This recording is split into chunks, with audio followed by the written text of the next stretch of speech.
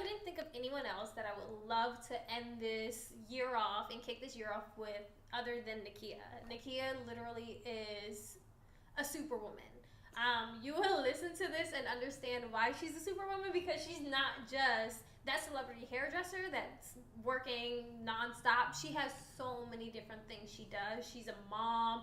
She's a wife. She literally, if you have any dreams and you have any goals and you wonder what LA is like and you wonder the grind that people go through, this is the only person I can think of that can describe the grind as hard as she can and describe everything that she's going through as much as she can. So, thank you, Nakia, for sitting down with me. Thank you for taking the time out and talking with me today. Well, thank you for having me, and I appreciate those kind words. She is exaggerating. No, I'm not exaggerating. I'm dead serious about this, because you really are. You're literally an inspiration. When I think of what can I do more for my life, I look at your life and I'm like, well, Nakia's doing this and that. Oh my gosh, I need to do more. Like, she's killing it. So I really, really mean it when I say that. But one thing that I really want to know is, how did you start off, and where your childhood? Like, can you tell me about your childhood? Well, I'm from Sacramento, state capital. I grew up, my mom had 3 kids she raised by herself. I guess I feel like my childhood's been like a lot of people's childhood that I know. In Sacramento, did you grow up in like the burbs? Did you grow up in like the lovely suburbs of Del Paso Heights, which is not a suburbs at all. It's actually, no, I'm kidding when I say that. And those people who are from Sacramento or know of Sacramento, you guys will know what I'm talking about. It was a very kind of a poor city. A lot of poverty, lots of gangs and violence and homelessness, anything you name it, was probably around me. So I grew up in that low-income communities. So that was already one thing, kind of separated us from the other people. So I used to go to school and kind of be embarrassed coming from where I came from. Embarrassed we had to have things like, back in those days we had food stamps, and it was just kind of rough growing up and either trying to figure out where you fit in, where you belong.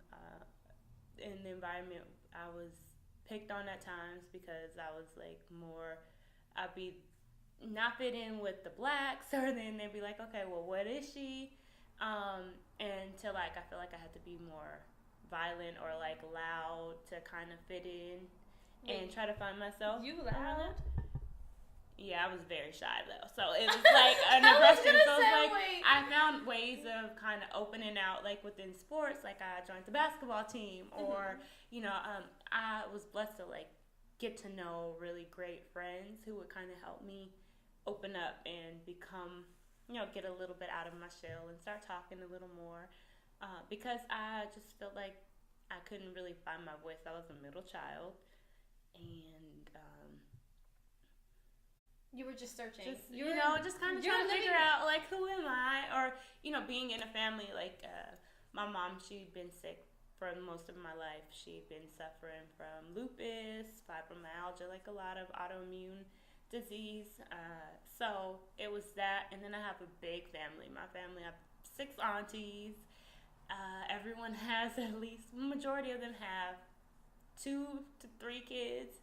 So we had a really big family. So it was like, okay, trying to find your voice within one family. Huge community. Yeah. So it's like, okay, where do I stand in? The craziest thing is, like, it's not like your family was just like, oh yeah, like we have like 3 different cousins. It was like literally your family itself is a community. It's a whole community. So trying to find yourself within your family on top of trying to find yourself out in the world and at school and at high school and at middle school and just trying to find your voice and figure out what you like personally. When it comes to that, how did you end up becoming the amazing stylist you are today? Was this a part of your original goals? No, so my original goal was, first I wanted to go to a HBCU. I wanted to go to Howard, and then I feel like I started working way too young. I started working, gosh, I was probably like 11, 12, working in a beauty salon as a braider. It was a 24-hour braiding salon in Oak Park, California, and it's probably still there, called King of Curls. I was working there, braiding in the summer, on my weekends. So then after that, when I was 16, I had a great federal government job. So I feel like I grew up pretty quick to try to help my mom out and work. So by then, I didn't want to go off to Howard because I had to get rid of my job. I couldn't take my car. And I already had my own apartment, so it was going backwards to me. Little did I know. But, so I stayed at Sac State, and I thought I was going to be a doctor, plastic surgeon, in my head. I was like, if I'm going to be a doctor, I'm going to be one of the best. Fast forward to me being in college, being the shampoo girl at a salon, and my sister asked me to take her on a tour to Paul Mitchell. So I took her. I was like, okay, like, I've been telling you should do hair. And because my sister and I, we always done hair, like my great-grandma and my grandma. I took her to Paul Mitchell, and on the tour, a woman told me about a hairstylist who took this lady in, and it was the end of the day at his salon. He allowed her to come in and just give her a haircut. He washed her hair. He didn't think he did anything special, but just, shampoo her hair, gave her a blow dry, haircut, and sent her on her way. A couple weeks later, or maybe a month or two later, he gets a card. And in the card, the woman is thanking him for saving her life.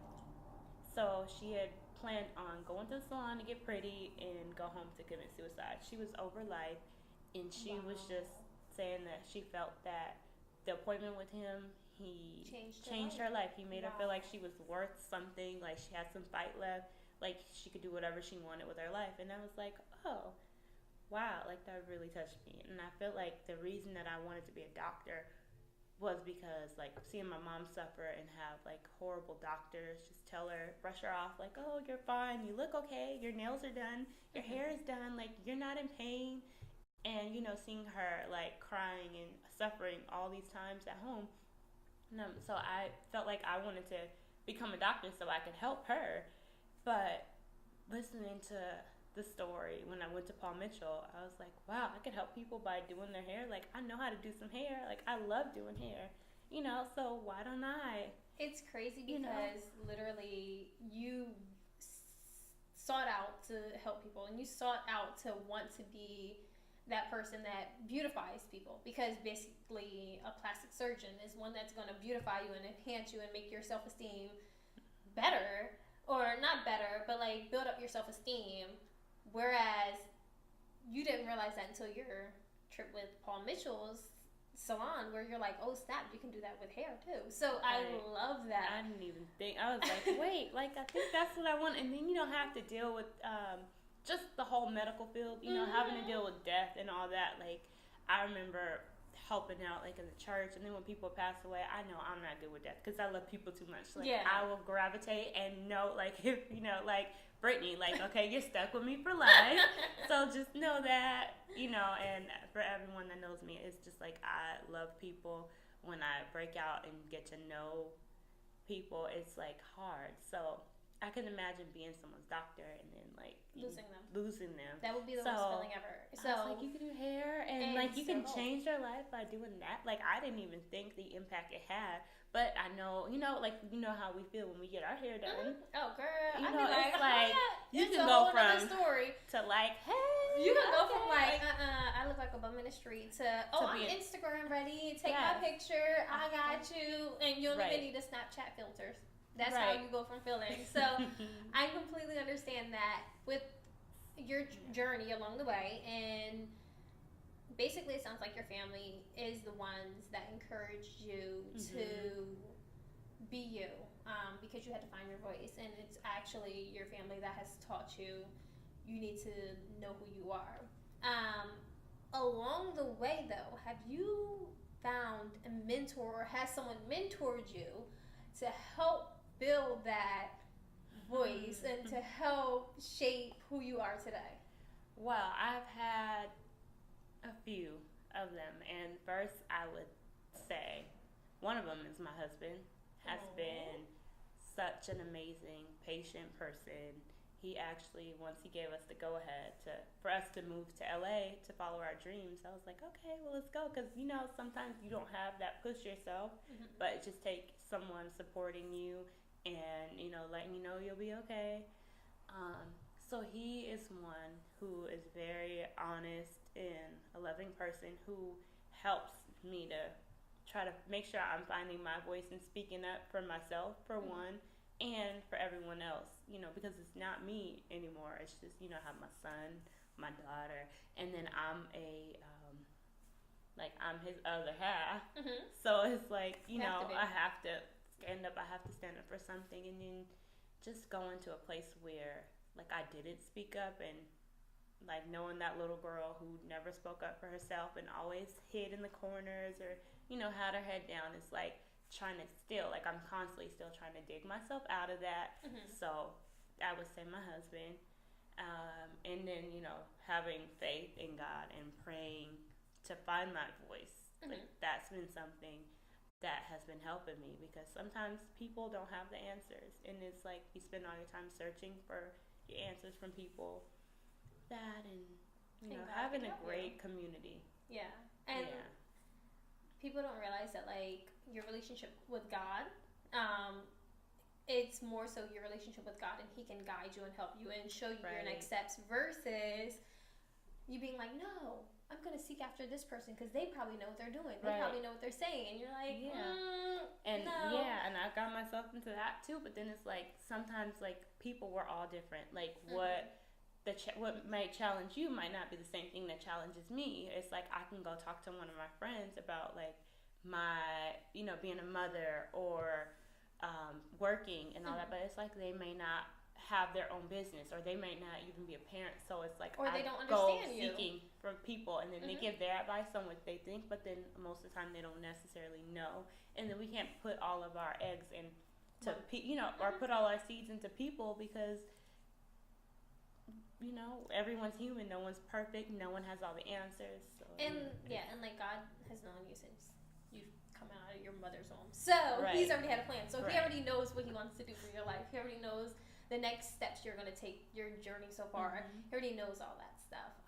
And what I appreciate about the mentorship question in general, and the way you responded, is you said your husband, and he's been there since you lived in Sac, and then you moved here. Can you tell me about that transition of coming to LA? How did you end up working in LA? Everyone comes to LA and people can't find work within 4 months, 5 months. So how has your journey been? It has been not the perfect journey. I mean, everyone will say, I don't know, they'll look at social media and be like, oh my goodness, your life is so perfect. And it's social media, you are only, people only allow you to see what they want you to see. You have no idea. I tell people I'm going to start posting, the struggle on Instagram, just so people can, maybe it'll help a little bit. It'll change someone's life, because it's not all perfect, and it's not all, we had an apartment in Sacramento, and we had our son. We decided to move, 2012 to LA. We didn't have any jobs in mind. We didn't have much savings, but we had our dream. My husband, his dreams is to be a musician. He's a music artist, songwriter, engineer, and I knew I wanted to do hair. So what better place than LA? I wanted to do hair and entertainment. And why not come to LA? I mean, so I reached out. Enjoy the weather. I know, and the perfect weather. We were in Sacramento. It gets cold. It gets hot. It's hot in LA, but then dreams and still have the nice weather. Right. Girl, and then LA. have a nice view. And still have views. Yes, so we decided to move out in LA, and I have family. I have an aunt here that helped us out when we first started. My aunts, they kind of made a way for us to not be hit with the Southern California living so hard. So we stayed with them for a while until we got on our feet. We stayed for, I'd say, a year. Then we got our own place, and I was reaching out to my favorite hairstylist on Twitter and Instagram, reaching out to people. Did anyone respond? Yes, I did. I had hairstylist, makeup artists respond, and one was a really big hairstylist who works with everyone in the industry, and she told me I can come in for an interview. So we drove down. I think that same day or night we drove down to LA. We came. This was before we moved though, so I was in communication, and so I was like, okay, well, I have somewhere to work. Hopefully, when I move out here. But then it was like she's a really big stylist, so I couldn't really put all my eggs into the basket thinking that she would take me. I still had to interview and figure it out. So we still decided to move, and I mentored. Oh, so you didn't even get the job at the salon? So not when I first moved out. I ended up interning for a makeup bar, and I did that for a few months, and then I finally got the call to go and start working at the salon, which I worked at for 2 years, I believe, 2.5 years, and it was great. It introduced me to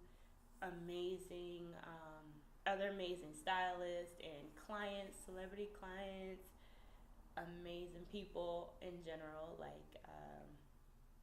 I'm just grateful to have had someone to take me in and kind of show me around the industry and help me to learn and to kind of allow take me under their wing and mentor me into a stylist, and that now that's my foundation of where I am today. What things were imparted in you that will always and forever stick with you? I think never forgetting where you come from.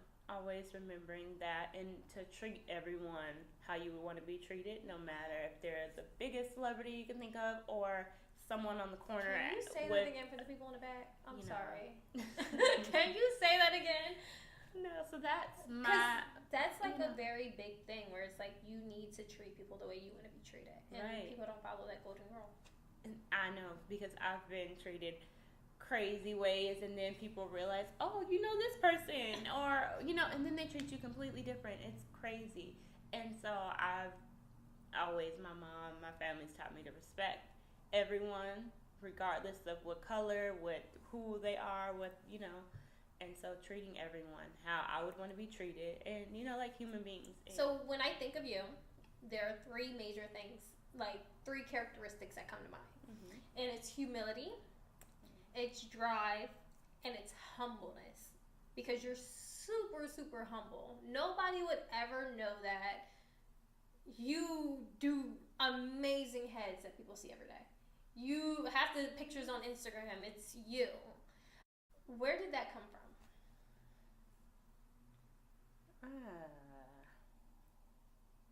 Sorry. I would say God. I love it. No, I just think that I've been very blessed, and along my journey, I feel like the biggest thing that I have to thank for my journey is having faith, because it's been times where I didn't think I'd have any work, or I've had to step away from work and not knowing what would be next, or not knowing if we would have to move, or what would happen. So I think having faith and then believing in myself, and most of all, that I always have to remember that it's not only me who I'm doing it for.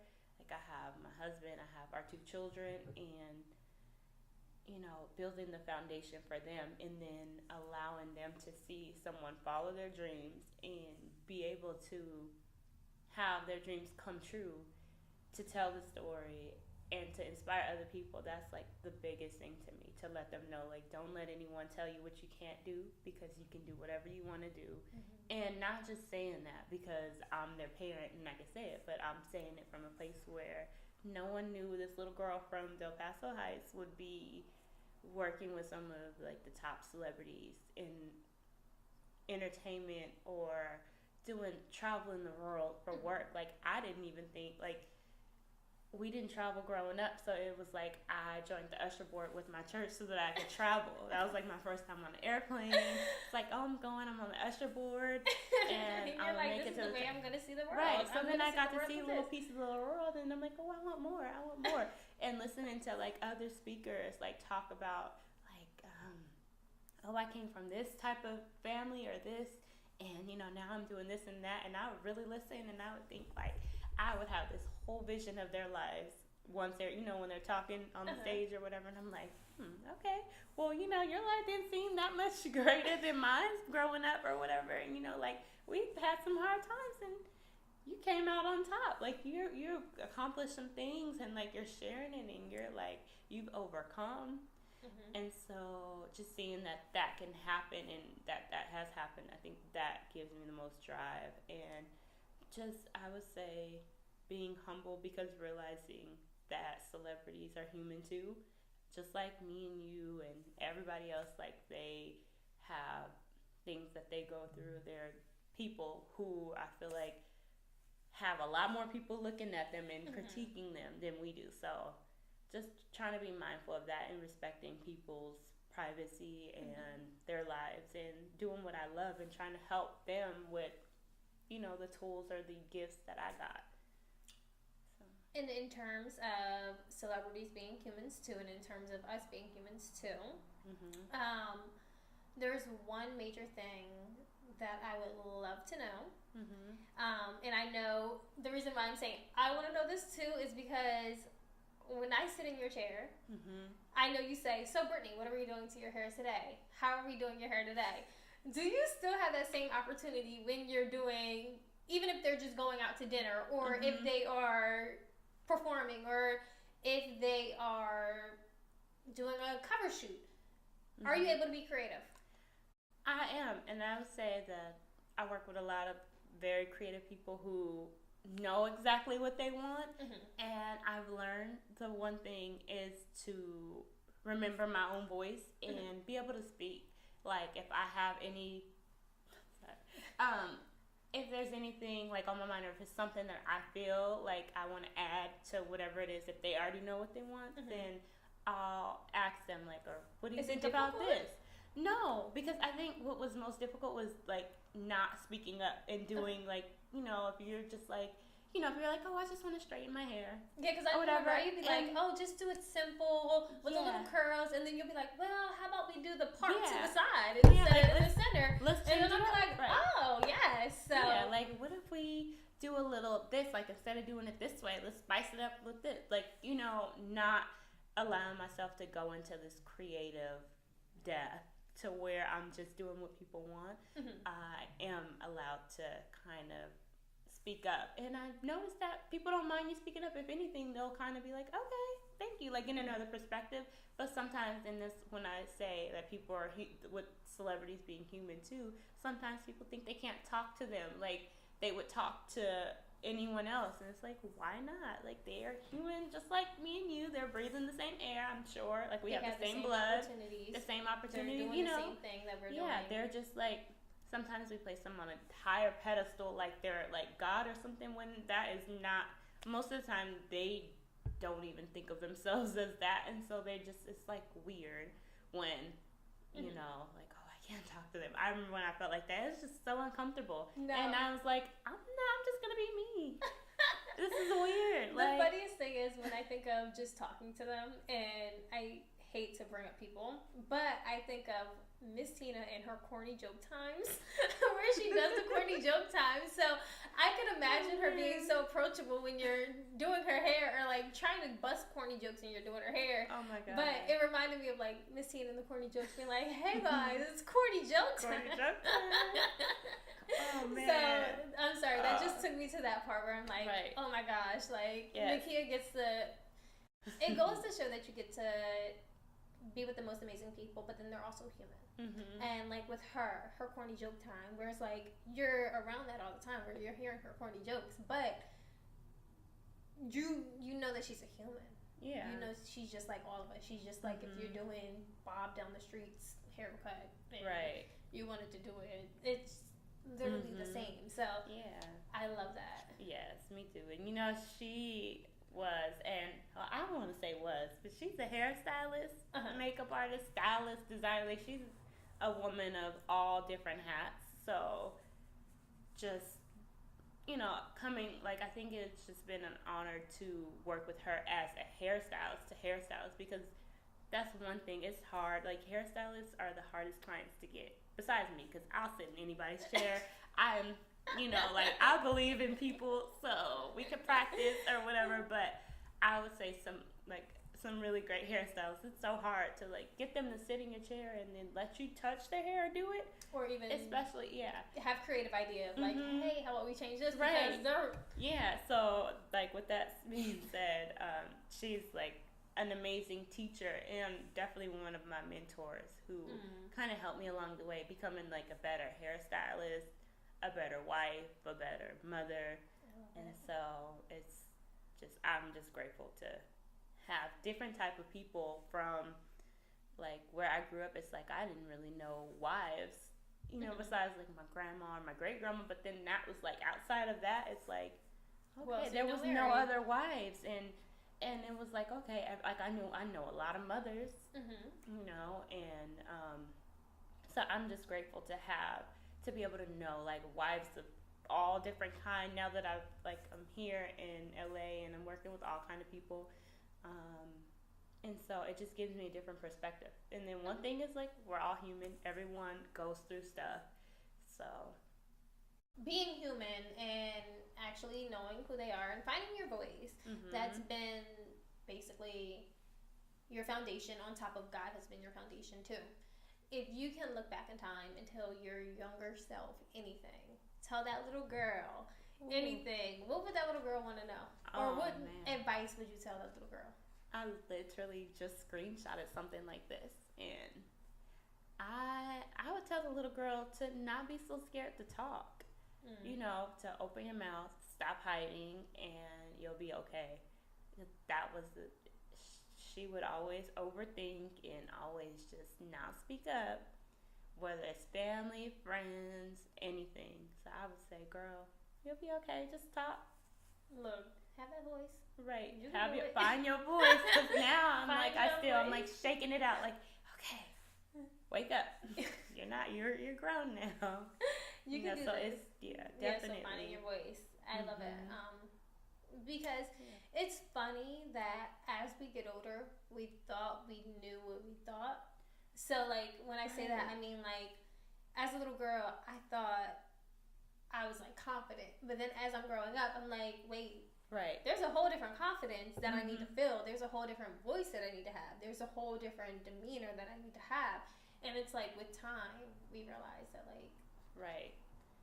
Like, you evolve into knowing your voice more, knowing yourself more. Right. And, like, I didn't know everything. You know, we think we knew everything, and we didn't. And having that voice, it goes with having that voice and then self-love. Like, loving yourself and loving who you are and loving definitely what you're becoming. So, yes. But I thank you.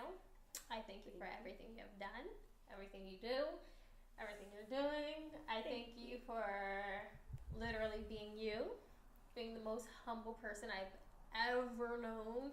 I thank you for being the most amazing person ever, and thank you. Being you. Thank you. Thank you too. Oh, thank you so much. Thanks for having me. Thank you.